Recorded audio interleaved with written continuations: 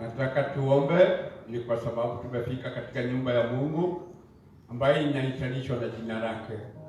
Baba, katika jina la Yesu Kristo, ninakushukuru kwa wema wako na utukufu wako. Ninakushukuru kwa sababu ni wewe umetuwezesha kufika mahali hapa, nyumba ambayo inahitanishwa na jina lako. Tunakushukuru tukijua kweli wewe ndio ulisema kukiwa na magonjwa katika nchi yetu, kukiwa na vita katika nchi yetu, matakatifu katika kitabu cha Chronicles 7:12 ukatuambia ati tukiomba tukiwa katika hii nyumba, kukiwa na hizo shida, wewe Baba ulisema utaturehemu. Kwa hivyo niko mbele ya watu wako nikikuomba katika ile janga ambayo imetukuta katika Kenya yetu na ile janga ambaye imefika katika ulimwengu wako. Baba, tunakuomba tukiwa katika hii nyumba yako, ili mambo haya yote Baba, kwa sababu yamekuja wewe mwenyewe mwenye nguvu na uwezo Baba, uko tuondolea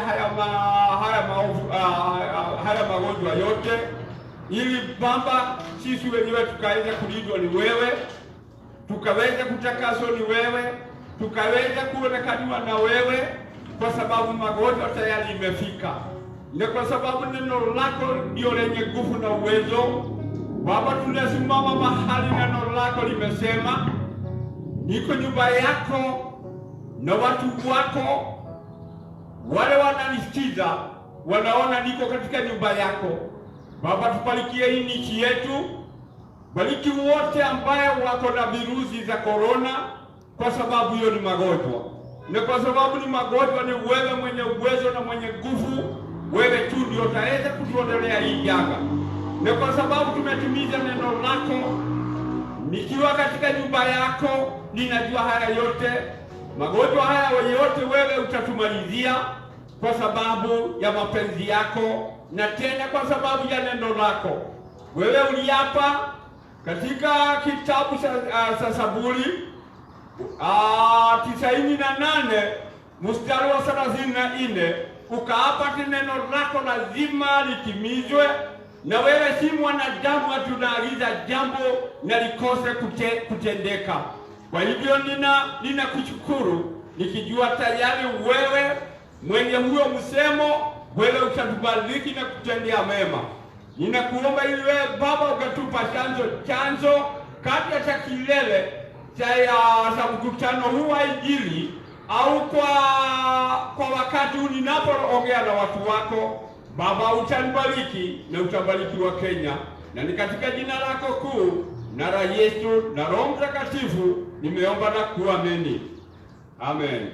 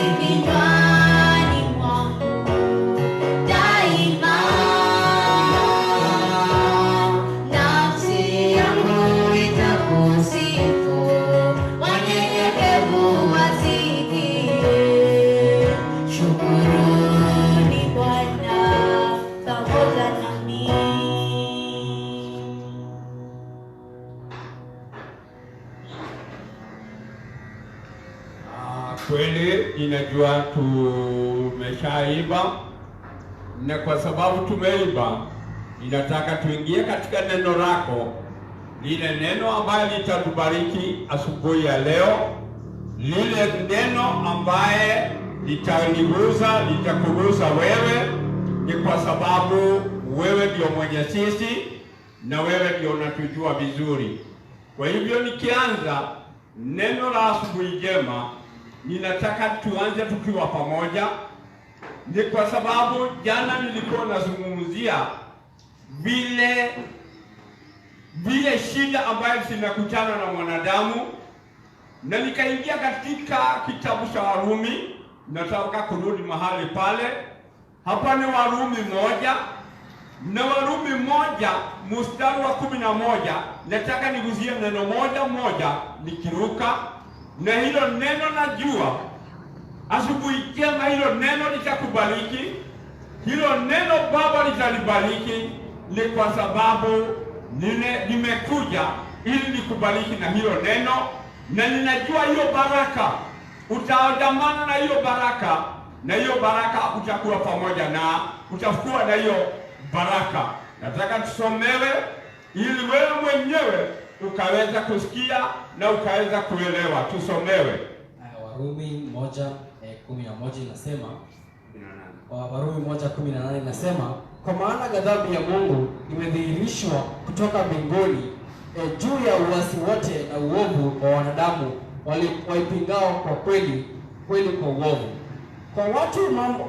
Kwa kuwa mambo ya Mungu yanayojulikana yamekuwa dhahiri ndani yao, kwa maana Mungu aliwadhihirishia kwa sababu mambo yake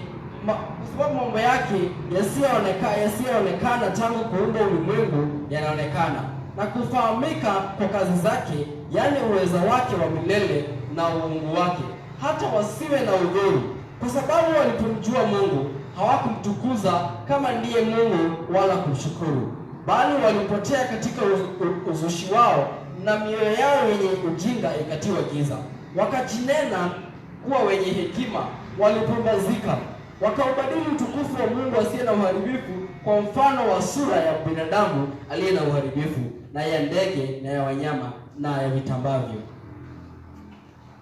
Kwa ajili ya hayo Mungu aliwaacha katika tamaa za mioyo yao, waufuate achafu, hata wakivunjiana heshima miili yao. Kwa maana walibadili kweli ya Mungu kuwa uongo, wakajisujudia kiumbe na badala ya Muumba anayehimidiwa milele. Amina. Hivyo Mungu aliwaacha wafuate tamaa zao za aibu. Hata wanawake wakabadili matumizi ya asili kwa matumizi yasiyo ya asili. Wanaume nao vivyo hivyo waliacha matumaini ya mke ya asili, wakawakiana tamaa. Wanaume wakayatenda waliyopasa, wakapata nafsini mwao malipo ya upotevu wao yaliyo haki yao. Na kama walivyokataa kuwa na Mungu katika fahamu zao, Mungu aliwaacha wafuate akili zao zisizofaa, wayafanye wasiyoyapasa. Wamejawa na udhalimu wa kila namna, uovu na tamaa na ubaya. Wamejawa na husuda, uuaji, fitina, hadaa, watu wa nia mbaya, wenye kusengenya, wenye kusingizia, wenye kumchukia Mungu, wenye jeuri, wenye kutabakari, wenye majivuno, wenye kutunga mabaya, wasiowatii wazazi wao, wasio na ufahamu, wenye kuvunja maagano, wasiopenda jamaa zao, wasio na rehema, ambao wakichua sana hukumu ya haki ya Mungu, ya kwamba wayatendao haya yamestahili mauti. Wanatenda haya, wala si hivyo tu, bali wanakubaliana nao wayatendayo. Amen. Hiyo ndiyo neno. Nataka tusukumane na hiyo gurudumu na hilo neno, ili kila mmoja wetu, wewe ambaye unanisikiza, hakuna mtu atapata sababu ya kusema sijui. Jana tuliguzia maana ghadhabu. Ghadhabu ni kitu mbaya. Ukiangalia wale wanapatikana na security officers huko nje, wanakutana na ghadhabu ya serikali. Wale naye mwanadamu kama mimi, naye anakutana na ghadhabu ya Mungu wake. Mimi sikukuumba wewe, mimi hakuna kitu nilisaidia Mungu naye. Mimi ni mwanadamu kama wewe, na nikiwa mwanadamu mimi nakutana na ghadhabu mimi mwenyewe. Ikiwa wale wako nje, kwa sababu kumewekwa kafyu, wanakutana na ghadhabu ya serikali. Ukiangalia mtu mwenyewe ndiye anajua, yule amewahi kukutana na ghadhabu ya serikali kule nje, wale wa maofisa ambao wanafanya kazi huko nje, amejua kweli mambo si mchezo. Kwa hivyo hiyo ni sheria ya serikali yetu, na kama wewe hutii hiyo sheria ya serikali yetu, umekutana na hiyo ghadhabu. Na wewe mtu wa Mungu ambaye wewe hukujua, wakati unatenda dhambi utakutana siku moja na ghadhabu ya Mungu, na ghadhabu ya Mungu itakulemea, kwa sababu Mungu akikushika kwa mkono wake, ukweli hakuna mtu wa kukutoa katika mkono wa Mungu isipokuwa Mungu mwenyewe. Hao wengine hata wafanye mambo ya siasa, hata wajaribu, unakuta kweli mambo haya yote inaisha, na mtu anaangamia na anaekwa kaburi. Sisemi hata mimi sitaekwa kaburi, kwa sababu kila mtu lazima akutane na ghadhabu ya Mungu.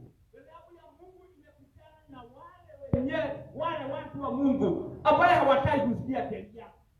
Hawataki hata na wale wakati ambao hawakusikia sheria, najua wamelia, kwa sababu wamekutana na ghadhabu ya sheria ya nchi yetu.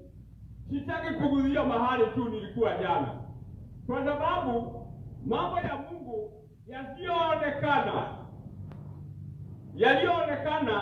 japo kuumbwa ulimwengu yanaonekana. Kwa hivyo kila mtu ukimwangalia, hakuna mtu hapo na sababu ati mimi sijui hii, ati mimi sijui yale. Kila mtu anajua ni kwa nini hii ghadhabu inamkuta. Niwachane na huko kwingine, niende mstari wa 24. Biblia yangu inasema, kwa ajili ya hayo Mungu aliwaacha katika tamaa za mioyo yao, waufuate uchafu hata wakahusiana hekima yao. Kwa maana walibadili kweli ya Mungu kama uongo, wakakisujudia kiumbe na kukiabudu badala ya Muumba aliyehimidiwa milele. Amina. Ukiangalia kwa ajili ya hayo, Mungu akaachilia, aliwaacha. Nataka uangalie kweli ndio ujue ukweli wa mambo. Watu baada ya Mungu kuambiwa hivi ni hivi, tena sheria ni hii, sheria ni hii, sheria ni hii, mtu akaona sheria ya Mungu sio mzuri, naye Mungu kwa ajili ya hiyo Mungu aliwaacha katika tamaa za mioyo yao, waufuate uchafu hata wakavujiana heshima mili yao. Hebu angalia vizuri.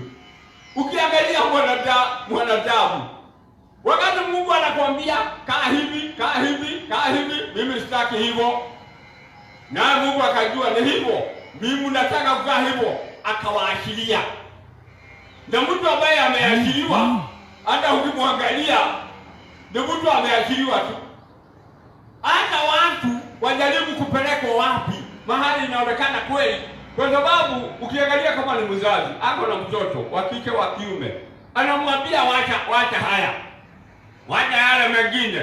Mtoto tu msichana au kijana anaendelea tu hivyo. Inafika wakati anaachiliwa. Endelea na tamaa zako hizo baya. Ukiangalia hapa naye watu kwa sababu ya uchafu wa mioyo yao, wao wenyewe hawakuona haya. Hawakuona haya. Watu wakaonyeshana uchi zao. Watu ambaye sijui tutawaita namna gani, kwa sababu tayari ni watu wameachiliwa. Ukiangalia saa hii unakuta mzazi anaachilia mtoto wake, amemjaribu. Wewe endelea na takataka ukujua. Yule mwingine anaendelea na uchafu wake. Mungu kweli si ati Mungu haangalii. Mungu akaangalia, akawaachilia waendelee hivyo. Na kwa sababu ameachiliwa, hata ujaribu utamwombea afanye nini? Hata ukijaribu maombi, hakuna maombi ambayo inasikika. Hakuna mtu hapo na haja na hiyo maombi, kwa sababu hawa tayari wameachiliwa. Nikiendelea mbele Biblia yangu inasema, kwa maana walibadili kweli ya Mungu kuwa uongo, wakisujudia kiumbe na kukiabudu badala ya Muumba aliyehimidiwa milele. Amen. Kwa maana walibadili ukweli wa Mungu. Mtu akishabadili ukweli wa Mungu, hebu angalia vizuri, yeye kutoka hapo, yeye anatenda vile anataka. Na hiyo ndio ukweli wa mambo. Wewe ukibadili ukweli wa Mungu, wewe unafanya vile unaona ni vizuri. Ukiangalia watu siku hizi wanaabudu mambo mengine. Nikirudi katika Genesis, ukiangalia Genesis ililetwa na ikakuja.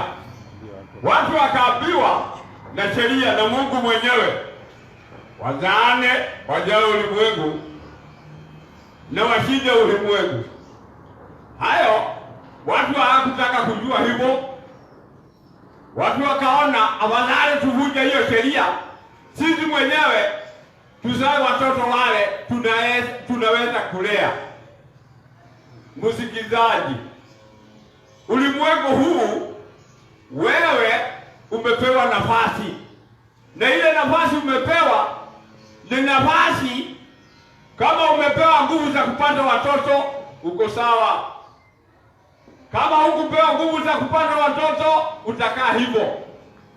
Lakini watu kwa sababu hataki sheria ya Mungu, wakabadilisha ukweli wa Mungu.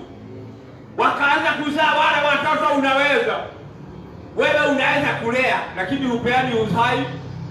Ndio ukiangalia kuna mama anaenda hospitali, anazaa mtoto hatoki naye. Kuna mwingine akipata mimba inatoka.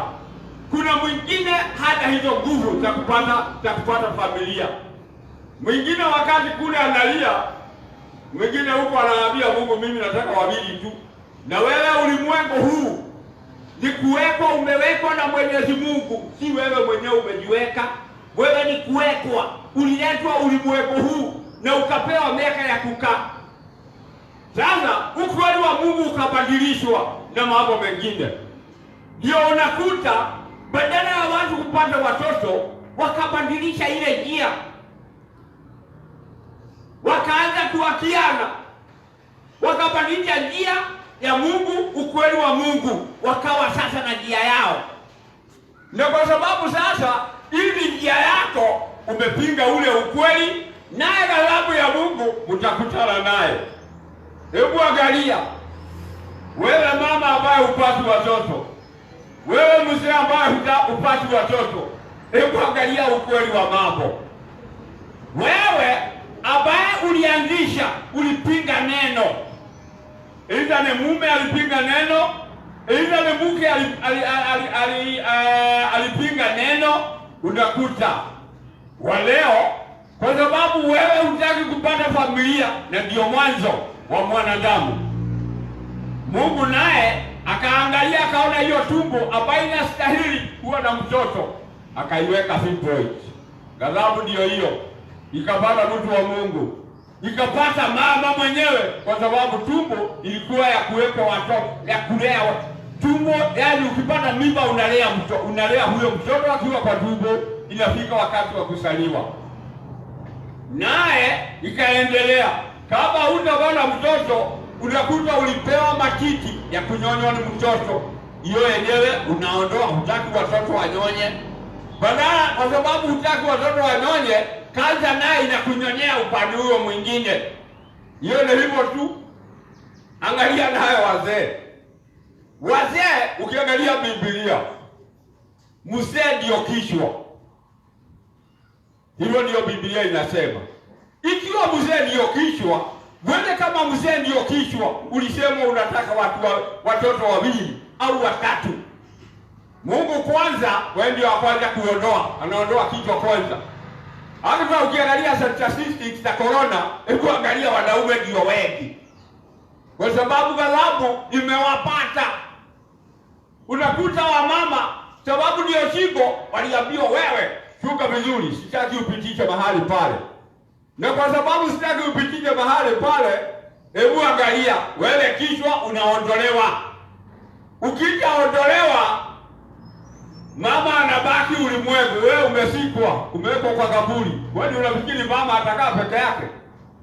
Lazima mama naye upande huu mwingine, kwa sababu amebaki, atatafuta mwanamume mwingine. Kutoka hapo wanaendelea kuwa na familia ile. Wewe mwanaume ambaye Mungu alikufanya wewe ndio kichwa, wewe ukasema hutaki kuwa kichwa, wewe unataka kuwa nusu kichwa, sijui. Naye angalia kutoka hapo, shida kutoka mahali pale ikaanza ikalete wanaume ndio hawa. Na ndio ukiangalia hata kifo, ukiangalia katika ulimwengu huu, wachana ya corona, hata ingine ya kawaida, hebu angalia wewe hapa ulilete mawaida mabaya kwa boma yako, wewe ndio wa kwanza kuondolewa. Wazee kwa sababu naye hawakujua ghadhabu ya Mungu. Ukisema hutaki watoto, naye Mungu anakuangalia. Haja ya dume ulimwengu huu, hata dume ya ng'ombe ukiona haileti jama, hiyo inaondolewa, inachinjwa. Na hiyo mambo inaishia hapo. Kama ni wewe mama na uleti familia, Mungu anaona ghadhabu ya Mungu inakufikia, unapelekwa kwa shimo. Mzee hata kaa peke yake, atatafuta tu mwingine. Lakini kama ungelijua ati sheria ya Mungu ile ambayo watu wanapinga usiku na mchana, ati watu wakabadilisha ukweli na mambo ambayo inafanana, wakabadilisha ukweli na mambo ambayo haina msingi, na wewe ambaye umebadilisha ukweli, ghadhabu ya Mungu inakufuata. Mimi sikufuati, hata sikujui, lakini ghadhabu ya Mungu inakufuata vizuri, inaandamana na wewe, inakuletea shida mpaka inakuweka, mpaka unawekwa kwa mshanga. Mimi nami sisemi sitawekwa kwa mshanga. Kwa mshanga nitawekwa kwa sababu mimi nimezaliwa na mwanamke, na mtu yoyote ambaye amezaliwa na mwanamke lazima siku moja atakufa. Lakini je, hii ghadhabu itakukuta ukiwa wapi? Ila ujaribu kutorokea hapa na pale, hakuna, kwa sababu huu ni ukweli wa Mungu. Hapo tumesema hivyo, kwa maana walibadili kweli ya Mungu kuwa uongo,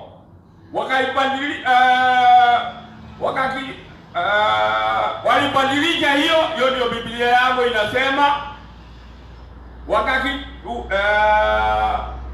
wakabadilisha hivyo. Nikiendelea mbele hapo inasema hivi, hiyo Mungu aliwaacha wafuate tamaa zao za aibu. Hata wanawake wakabadili matumizi ya asili kwa matumizi yayo yasiyo ya asili. Hebu angalia, huyu ni mama akabadilisha. Unaona siku hizi dunia imeleta shida, wanawake wanaakiana wao wenyewe. Nani unachijwa? Ulimwengu umebomoka. Hata upewe jina, hata ifanye namna gani, hebu angalia vizuri, kwa sababu haijulikani. Hii pengine maandiko, pengine kwenu haisomi, lakini leo nimeisoma ndio na wewe ujue ukweli wa mambo. Hiyo Mungu aliwaacha wafuate tamaa za aibu. Hebu angalia vizuri, mtu anaachwa tu afuate tamaa za aibu. Watu wanawake wanawakiana wao wenyewe. Uliona wapi? Ulimwengu ni kama ulimwengu umepasuka. Naye ghadhabu ndiyo hii. Kwa hivyo ukikuta mtu amekutana na ghadhabu ya Bwana, hakuna mtu alikutuma ukaombe pale, wewe omba peke yako, lakini utajua maombi yako ni ya bure tu. Wanaume nao hivyo waliacha matumizi ya mke ya asili, wakawakiana tamaa wanaume. Hebu angalia ukweli wa mambo. Hata tukisema dunia ni kama inakuja kuwa mwisho, hata sote mnafikiri haikuwa kama vile mambo iko, kwa sababu wanaume wakakataa ile njia ya mke na mume, wakawakiana wao wenyewe, wakabadili ile sheria ya Mungu, wakaona sio hivyo. Na ndio ukiangalia unaona kweli ulimwengu umepasuka, wanaume wanaoana. Sijui, na ukiangalia sijui kuna kasisi pale hapo, sijui wewe unajua zaidi yangu. Wanaume na wao wakaakiana wao wenyewe, waliacha matumizi ya mke ya asili, wakawakiana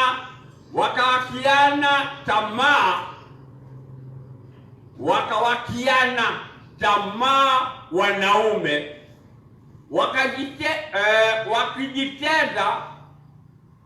wakiyatenda yasiyopasa, wakipata nafsi mwao malipo ya upotovu na aliyo haki yao. Ndio ukiangalia siku hizi mtu akishawacha sheria ya Mungu, ukweli unakuta wao wenyewe ndio hawa wanaakiana wao wenyewe, wakawacha ile njia ile ya asili, wakawa ndio hawa wanaenda katika mwenendo wa njia ile wanafikiria ni mzuri. Mungu naye kwa sababu aliwaachilia, ndio unaona maovu yanaendelea, kwa sababu mtu ameachiliwa. Na mtu ambaye ameachiliwa na ameachiliwa mpaka siku yake ya kifo. Kwa hivyo mimi naona mambo ni mbaya, magonjwa ni mingi, inabadilishwa hii. Ukiangalia mbeleni kulikuwa na kansa, watu walikuwa wanasema kansa itangazwe ni janga. Sasa sijui ni corona itangazwe janga au ni kansa. Na ujua ya kwamba hospitali bado zimejaa watu, na zimejaa watu wale ambao wamekutana tayari na ghadhabu ya Mungu.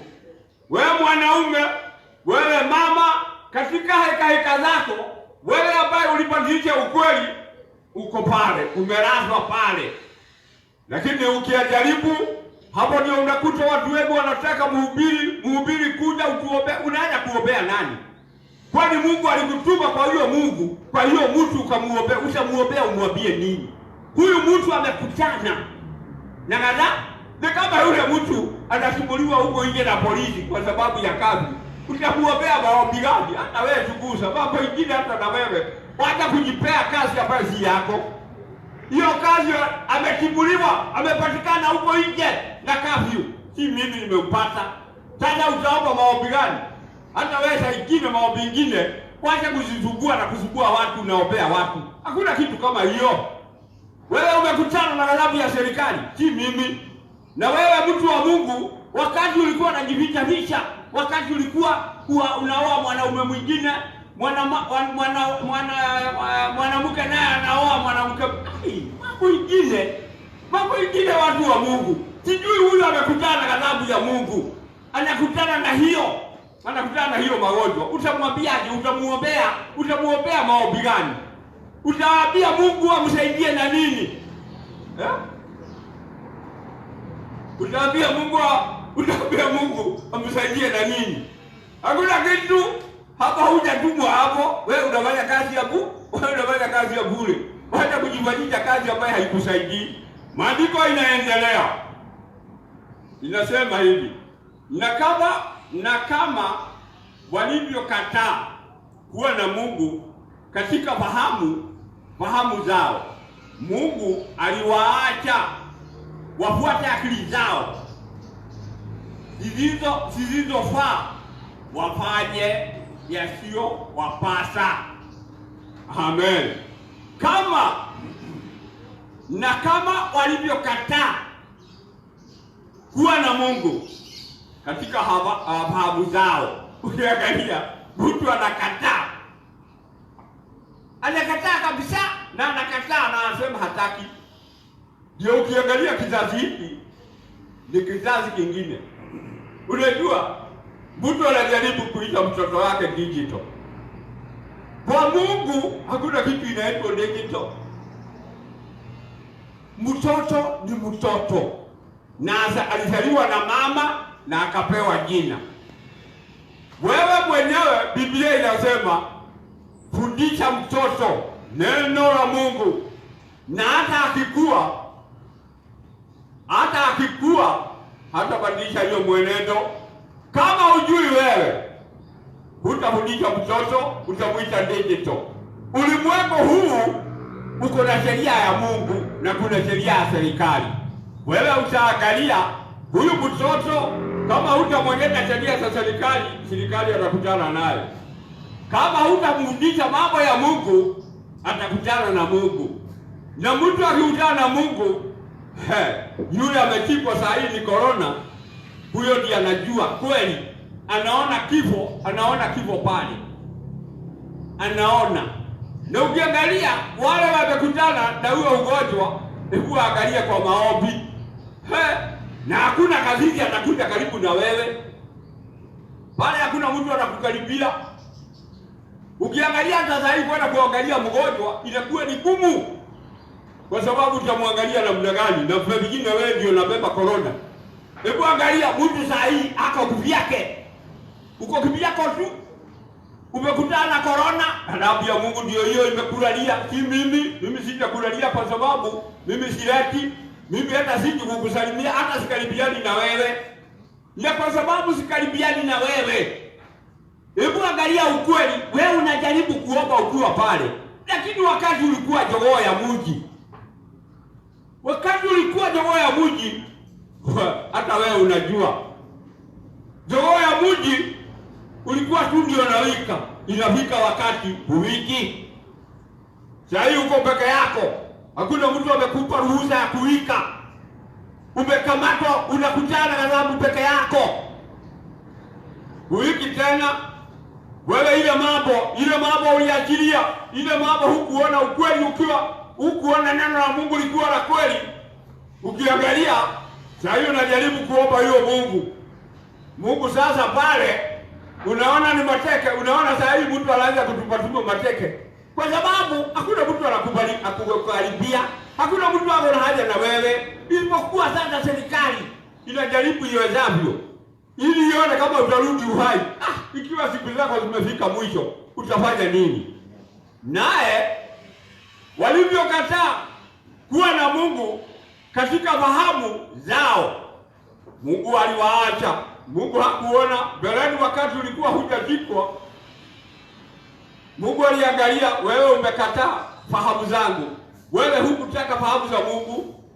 Wewe hukutaka kuwa wa Mungu. Hukutaka kuitalishwa na Mungu. Naye Mungu akakuachilia tu. Wewe unafikiri saa hii ndio ya kutafuta? Kuna kitu ya kutafuta? Hata wewe uangalie. Unafikiria saa hii ndio nafasi yako. Hakuna nafasi, huna hiyo nafasi. Kwa sababu si daktari amekuletea hii ugonjwa. Hii ghadhabu ni ya Mungu. Wewe ile sheria ambayo uliona si mzuri, Mungu naye kwa sababu uliona hiyo sheria si mzuri, Mungu naye akakuachilia. Na kwa sababu uliona ufahamu wa Mungu, ukakataa ufahamu za Mungu, naye wakatumia akili zao. Mungu aliwaacha wafuate akili zao zisizofaa, wakafanya yasiyo ya mapasa. Hebu angalia ukweli wa Mungu, ukweli wa mambo. Wakati Mungu alikuwa ananiangalia na anakuangalia, akaangalia ni sheria gani wewe ambaye unafuata, ni mahali gani unamuogopa Mungu. Mungu ukweli akaona hata wewe huna ufahamu, ukaanza kufuata mambo yasiyofaa.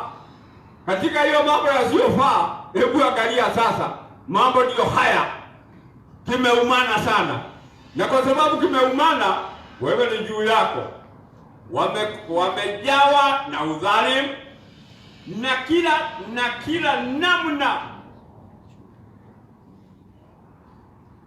na kila namna uovu, tamaa na ubaya. Wamejawa na husuda na uwaje na vitina na hada, watu wa nia baya, wenye kusegenya, wenye kuziingizia. Hebu angalia, sijui hata hao sitaki kuyasoma yote kwa sababu tayari nimeshakwambia mahali tuyasoma. Ukiangalia huu ubaya, mtu anakaa kujui, unaona mtu unashindwa kweli. Mimi nilikuwa nafikiria siku moja watu hakutakuwa na wezi. Kumbe vile hakutakuwa na wezi ndio waliongezeka. Kwa sababu mimi, hiyo ni mawazo yangu. Nilikuwa nafikiria kila mtu sasa atamuogopa Mungu kwa sababu anaona vile watu wanasukumwa jela kwa sababu ya kusikiziana, ya wizi, ya unyang'anyi, ya tamaa mbaya. Yaani mimi mwenyewe katika mawazo nikiwa mhubiri, nilikuwa nafikiria siku moja hakutakuwa na hawa watu wanafanya hivyo.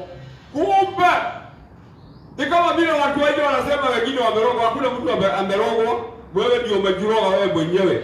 Sababu kama ungeachana na hizo tamaa mbaya, kama ungeachana na huyo ubaya, ukweli wa mambo, ungekuwa na shida. Lakini kwa sababu hukuondoa haya mambo, inakufuata mahali popote ulipo. Ila umeenda njia ile, wewe mwenyewe hapa ndio unajipatiza ile mwenendo unataka kutumia.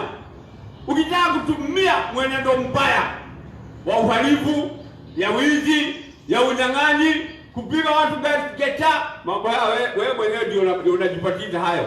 Lakini ujue siku moja utakutana na mkono mrefu katika ulimwengu huu.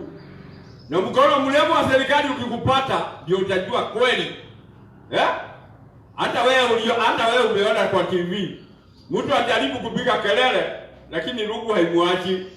Na kwa sababu hiyo watu kujawa na husuda na uwaji na vitina. Angalia mtu tu anafikiria ati unachukua panga unaua mwenzako tu. Na katika sheria za Mungu, Biblia inasemaje? Biblia inasema usiue. Hiyo ni Biblia yako. Ukiangalia Exodus 20 mstari wa kwanza hapo, uangalie Mungu ndio alisema usiue. Usikasirikie mwenzako kama Kaini. Akiangalia Kaini hakuona maana ya ndugu yake, alimkasirikia na akaua.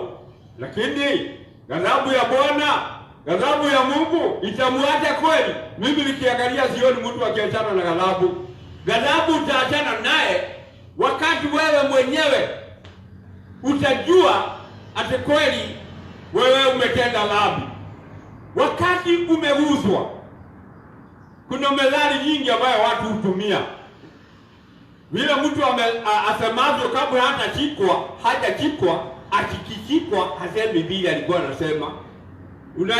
Unaweza kukuta mtu alikuwa anajidai na anasema mambo yote alikuwa anataka kusema, lakini ukweli wa mambo, yale mambo ambaye alikuwa anasema wakati alikuwa hajachikwa, sio atasema wakati amechikwa. Wakati huu wa corona ni wakati mbaya, kwa sababu hili jambo ni jambo la hewa, na kwa sababu ni jambo linapitia hewani,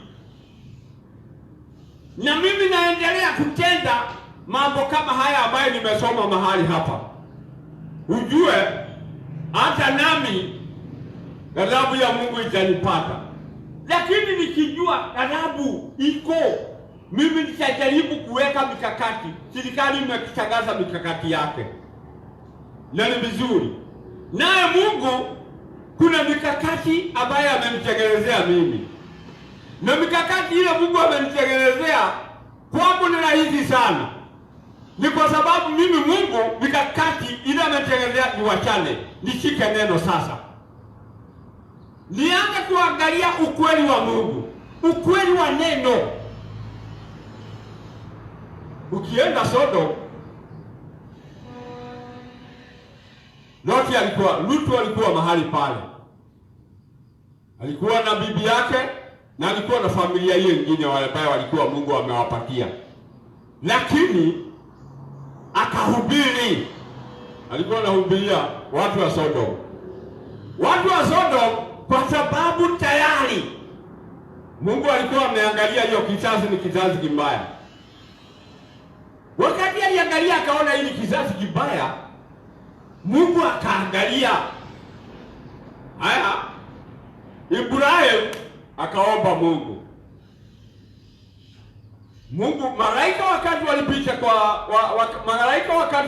walipita kwa Ibrahim, wakamwambia vile wanaenda kufanya Sodom. Ibrahim kwa sababu alikuwa mtumishi wa Mungu,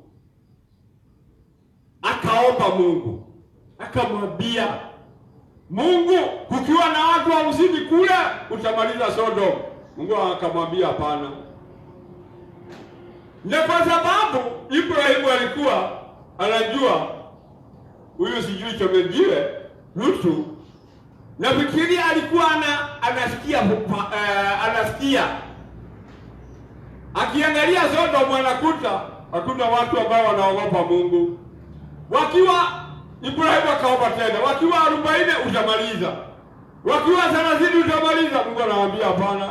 Wakiwa fulani watamaliza, hapana. Wakiwa kumbe Mungu mwenyewe tayari alikuwa amekasirishwa na Sodom, na kwa sababu alikasirishwa, aliwaacha hao watu wa Sodom waendelee na tamaa zao. Na katika kuendelea na tamaa zao, hebu angalia ukweli. Siku ilifika, malaika wakafika mahali pale. Ukiangalia nyumba ya Lutu, kwa sababu ndiyo nyumba yenyewe ambayo ilikuwa naogopa Mungu, kwa sababu Mungu alikuwa tayari wale watu wameashiria waendelee na tamaa, waendelee na uovu. Sitaki tufike mahali hapo. Nataka ningekuomba wewe ubadili nia zako na mwenendo wako, kwa sababu bibi ya Lutu wakati waliambiwa tokeni na msiangalie nyuma, walikuwa wanaambiwa wasiangalie nyuma, kwa sababu tayari moto ulikuwa umewaka. Moto unataka kumaliza namna gani? Ukiangalia corona iko, hujui mwenzako ule uko karibu na yeye kama ndio yako naye, hujui ni dakika gani utaambukizwa hiyo ugonjwa. Kwa hivyo usiangalie nyuma ati hakuna corona, angalia ujue iko. Na kwa sababu iko, wewe jaribu na wewe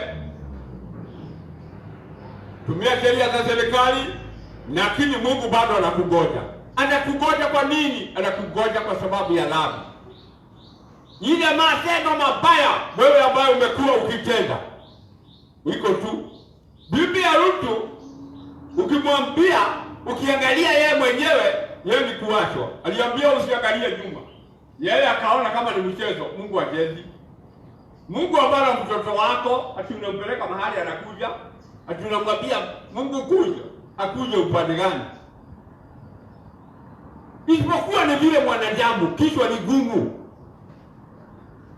Wakati huko nje walinda usalama, hata wewe unajuana na wao, unaona kama hawana huruma. Si huruma hawana, wewe ndio umetikwa na sheria. Naye kama wewe hutaki ukweli wa mambo, bibi ya Rutu ukimwangalia vizuri, aliangalia na kuangalia. Biblia inaniambia hapo ikawa yeye mwenyewe akawa jiwe. Kwa nini alikuwa jiwe? Kwa sababu neno la Mungu lazima litimizwe. Kama ni Mungu tunatumikia, bila unaona tunaogopa sheria ya serikali, ogopa sheria ya Mungu. Na kwa sababu mtu wa Mungu naye anabadilisha mwenendo, anataka kuwa kichwa ngumu, utakutana na ghadhabu. Ndio wakati utakutana na ghadhabu. Ukiangalia mgonjwa saa hii, anajaribu kulia, lakini unalia wapi? Unalia, wewe unalia. Ikiwa sheria ni hii, unakutana na rungu, kwani unafikiri kwa Mungu utakutana na nini?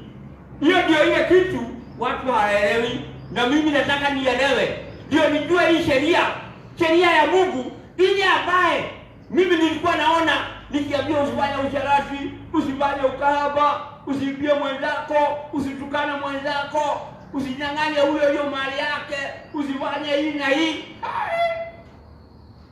Kama mimi nimepitia hiyo njia, ujue ghadhabu tuko pamoja naye.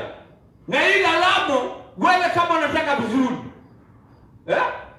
enda mbele za Mungu, na nitamalizia na kusoma hiyo maandiko. Hii njia ya kumaliza ghadhabu ni gani? Nataka kusoma Injili ya barua ya Yohana 1:9. Barua ya Yohana ndio nataka kusoma ili mimi na wewe tujue ukweli wa mambo. Na ukweli wa mambo tukiujua, ukiangalia hakuna mtu anakuwa na shida na Mungu, kwa sababu wewe unajua ukweli wa neno. Na ukweli wa neno huyo ndio utakukomboa. Lakini ukiwa unaona Mungu kama ni kehe, wewe utamjua wa leo, ndio utajua si kehe. First John tuanze mstari wa 5 tuteremke mpaka wa 9. 1. Waraka wa kwanza wa Yohana mlango wa kwanza kuanzia mstari wa 5 anasema, na hii ndiyo habari tuliyoisikia kwake na kuihubiri kwenu, ya kwamba Mungu ni nuru, wala giza lolote hamna ndani yake. Tukisema ya kwamba twashirikiana naye, tena tukienenda gizani, twasema uongo, wala hatuifanyi iliyo kweli. Bali tukienenda nuruni, kama yeye alivyo katika nuru, twashirikiana sisi kwa sisi, na damu yake Yesu mwana wake yatusafisha dhambi zote. Tukisema kwamba hatuna dhambi, twajidanganya wenyewe, wala kweli haimo mwetu. Tukiziungama dhambi zetu, yeye ni mwaminifu na wa haki, hata atuondolea dhambi zetu na kutusafisha na udhalimu wote. Tukisema kwamba hatukutenda dhambi, tumfanye yeye kuwa muongo, wala neno lake halimo mwetu. Amen. Nafikiri ukweli umetufikia, na ule ukweli tuko naye hapa ni wa neno. Ati hii ndio habari tuliyosikia kwake na kuhubiri kwenu, ya kwamba Mungu ni nuru, wala giza lolote hamuna ndani yake. Wakati ninaongea neno hili, wacha tukubaliane, ile habari tumesikia, ukweli ule tumeisikia, Mungu ni nuru na giza halimo ndani yake. Kwa hivyo lazima wewe naye ujue unazungumzia Mungu gani. Ukijua Mungu ni nuru, ujue hakuna mahali ya kujificha. Ujue hakuna mahali popote unapitia, ujue Mungu ni nuru na ndani yake hakuna giza. Kwa hivyo kama unatembea ukiwa ndani yake uko na hiyo nuru. Kama huko ndani yake una nuru, na ndio unakuta wale ambaye ukiangalia hata mwizi akitaka kuiba mahali, ukweli wa mambo lazima ujue mwizi, sababu mwizi anakaanga na wasiwasi, kwa sababu ndani yake kuna ile jambo la Mungu namwambia hivi, unafanya si mzuri, na ukipatikana utaona utajitia mashakani. Mwizi yeye anayejua anaendelea hivyo akifikiria hakuna mwingine anamuona, na kwa sababu hajui kuna mwingine anamuona, yeye anaendelea na shida zake hazitamsaidia. Yeye anavamia mtu na anaonekana pengine apigwe mawe, pengine apigwe nini, na ukweli wa mambo akipigwa mawe anajua kweli siku zake, akipatikana yeye anajua. Kwa hivyo mimi nataka kusemaje? Hakuna mahali utajificha ulimwengu huu. Wewe jifiche, lakini Mungu ni nuru, anakuona ukiwa kila mahali. Haya, tukisema ya kwamba twashirikiana naye, tena tukienenda gizani twasema uongo, wala hatuifanyi ilivyo kweli. Tukisema tunashirikiana na Mungu, na upande huu mwingine tunafanya mambo ingine ya hila, tunafanya mambo ingine ambayo inajificha. Tunasema uongo, hatuko ndani yake. Mtu akiwa ndani yake, yeye anajua kuwa ndani ya Yesu. Ukweli wa mambo, kuwa ndani ya Yesu, hata wewe mwenyewe unajua hakuna giza. Lakini tukiwa tunashirikiana na yeye, tukisema ya kwamba tunashirikiana naye, tena tukienenda gizani tunasema uongo, wala hatufanyi ulivyo kweli. Mtu pengine wewe unahubiri mchana, usiku ndio wewe. Usiku ukifika, wewe ndio tenda katika hiyo mambo ingine. Hata wewe jiulize, wewe unasema wewe unajulikana, hata kabla hujafikiwa unajua ni uongo. Biblia yangu inaendelea, bali tukienenda nuruni kama yeye alivyo katika nuru, twashirikiana sisi kwa sisi, na damu yake Yesu mwana wake yatusafisha dhambi zote. Hiyo ndio ukweli. Bali tukienenda nuruni, kama wewe ni mtu wa Mungu, uende katika nuru, tunashirikiana. Ukiangalia damu ya Yesu iko pale, ili hiyo damu ikaweza kukuosha wewe, kwa sababu unaenda na nuru. Lakini ukiwacha nuru, utaenda gizani, utakaa gizani. Na ukisikia mwizi ameshikwa, mwizi usikiwa tu kule gizani. Wewe mambo yako ile unaficha ndani ya moyo wako, ukweli wa mambo giza. Sababu hiyo wewe umebadilisha ukweli, unaingia kwa giza.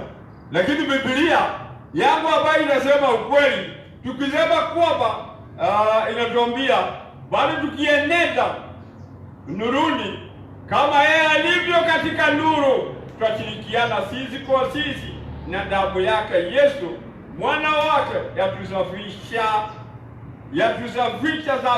dhambi yote. Mimi nikishirikiana na wewe, nishirikiane na huyo mtu mwingine, nishirikiane na huyo, damu ya Yesu inanisafisha. Lakini nikiwa na ugomvi na wewe, damu ya Yesu hakuna. Usitaganywe ni mtu.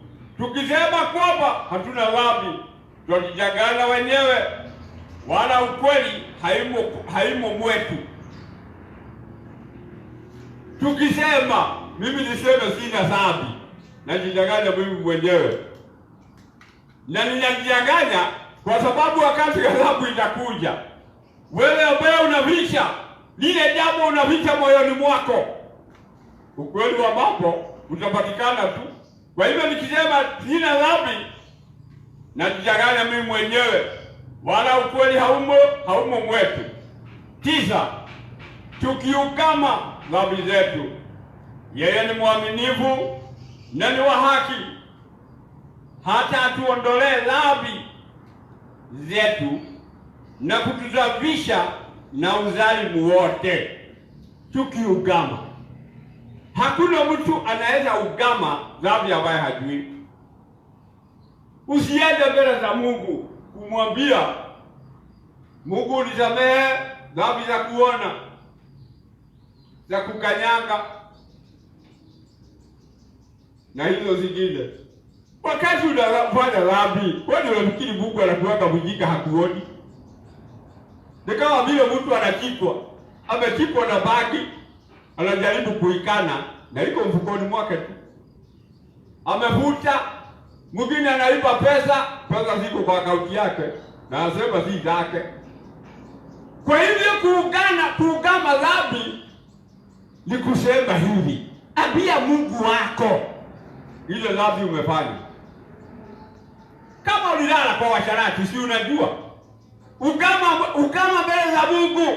Mimi Mungu nilifanya usharati, mwambie ukweli. Na hiyo usharati tulikuwa na jeni. Na huyo usharati tulikuwa na huyo mwingine. Lazima umwambie wewe ukiona makosa yako. Kama huoni makosa yako, unaona ya yule mwingine. Wanaleta kisingizio, sijui ni huyu ndio aliniongelea vibaya, huyu ndio alinichuzi. Kwani mtu akichuzi anasema kwa mdomo ya mtu huwezi kuzuia isiseme chochote.